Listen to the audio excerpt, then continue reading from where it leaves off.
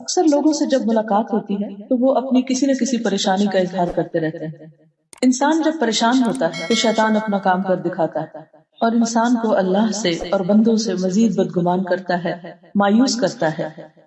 ایسی صورتحال میں عام طور پر انسان کا بہت سا وقت غیر ضروری تبصروں اور باتوں میں ضائع ہو جاتا ہے۔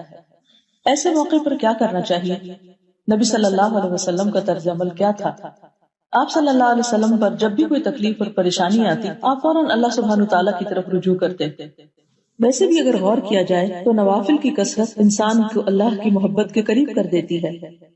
کثرت سے نوافل ادا کرنا نبی صلی اللہ علیہ وسلم کے ساتھ جنت میں داخل ہونے کا سبب بھی ہے۔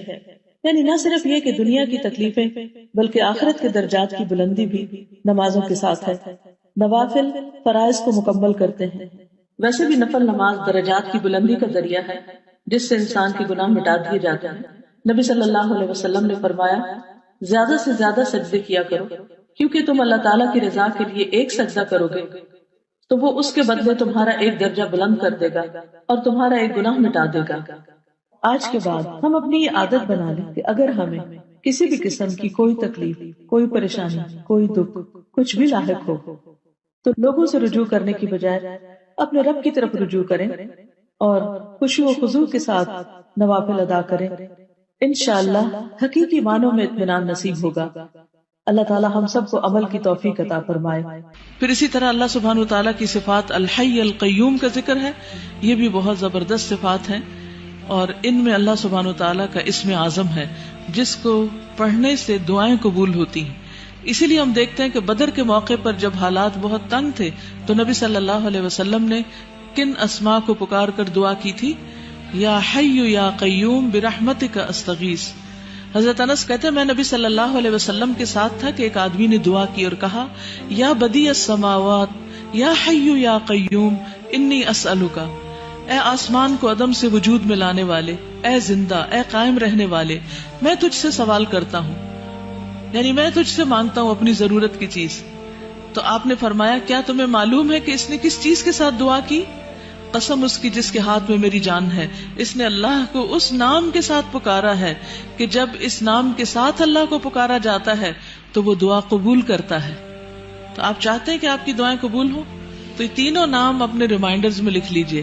جب بھی آپ چاہیں کہ آپ کی دعا قبول ہو تو پہلے اللہ تعالیٰ کو ان ناموں سے پکاریں اور پھر دعا مانگیں۔